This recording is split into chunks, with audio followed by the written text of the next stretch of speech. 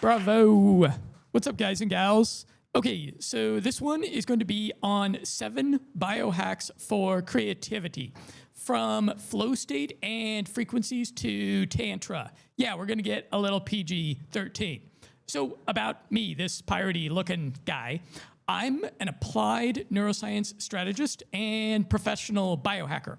So for 14 years, I have been on, oh crap, I forgot to ask the audience participation question. I should have done more breath work before I came up here. Okay, my audience participation question is, I wanna know if you all have some creative projects that you're working on. I know some of you do. And what is your muse? What is your inspiration for that? Please shout something out. Music. Okay, what kind of album? Okay, anybody else? The universe. Yes, it is within us. Is it not? Okay, anybody else? Okay. Yeah, so about me, I have been on this obsessive quest to find NZT48 from the movie Limitless with Bradley Cooper. And over 14 years, I've tried over 200 different smart drugs while studying the science of human performance enhancement and relentlessly experimenting with a bunch of weird and wacky personal growth things. And I've documented all of this in hundreds of articles and videos on my website, limitlessmindset.com, and in my 4 books. The 4th will be released later this year. And so out of those 200 smart drugs, I've identified a pharmacological dream team stack for creativity, which is nicotine, caffeine, and L-theanine. So nicotine is the best creativity smart drug for most people. You can think about the great novelists, Ayn Rand, Tolstoy, Dostoevsky, other great novelists. They were all voracious smokers because creativity is a hell of a smart drug.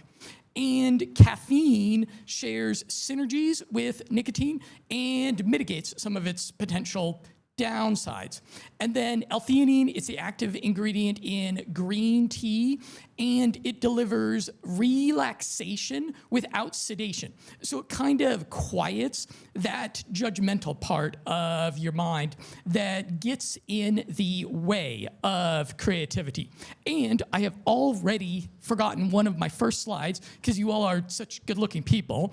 I've got an interesting little factoid, which is that Mnemosyne, the goddess of memory, was the mother of the muses. That's kind of interesting, isn't it? And that's because creativity is downstream from memory. And some of you are thinking, well, I have a crappy memory. That is probably because you're using your memory incorrectly. And we're gonna circle back around to that one. So yeah, flow state. Flow state you've already heard of, and flow state pushes you deep into a creative zone where you can come up with pretty fantastic stuff. And flow state is stimulated by skill, challenge, and immediate feedback. So you try to push yourself to the edge of your competence when you're doing creative things. And I'll give you a hack for flow state.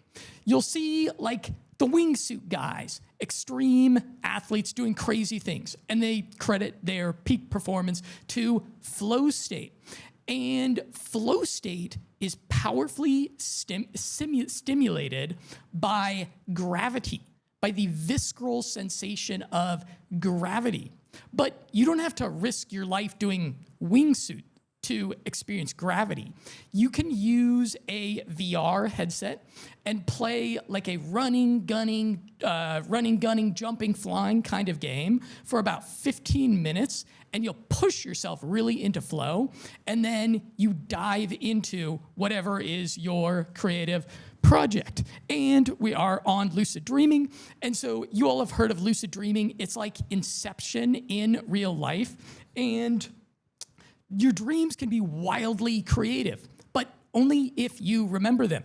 So what I recommend is doing dream journaling, which is you have your smartphone and you make a little voice note as soon as you wake up from a dream, and you'll come up with some pretty wild stuff. Mine include being the dictator of an underwater society, which is just appropriate with my piratey thing that I have going on. There was speed dating grandmas, and there was an encounter with Lara Croft from Tomb Raider. So yeah, try doing that. And next is Tantra. And so, gents, if you can retain your male essence for 2 to 3 weeks, you will get dramatically more creative. Yeah, it flips a biological switch where your genes say, we need to make this guy more creative. And then if you want to take this to the next level, you want to look into tantric self-cultivation and what's called the cool draw. But I will say no more, because again, I'm trying to keep this PG-13. So again, we'll circle back to memory being upstream from creativity. And you can sharpen your memory by practicing mnemonics, which is the ancient art of trained memory. Because even average memories, some of you might be saying, I have an average memory. Even average memories are remarkably powerful when used correctly. And I'll give you an example of this.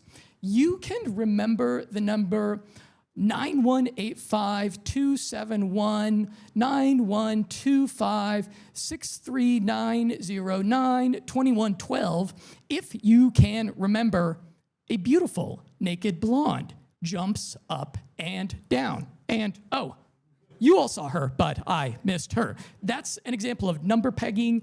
It's something that you can learn from books like Moonwalking by Einstein. So, and mnemonics are fun. Anybody can do them. They're easy to learn. They work better if your mind is a little dirty. So yeah, look into that. And as I'm the last speaker, I think we're gonna do kind of like a Q&A thing. And so if any of you have questions about nootropics, biohacking, about creativity habits, I'd love to field them.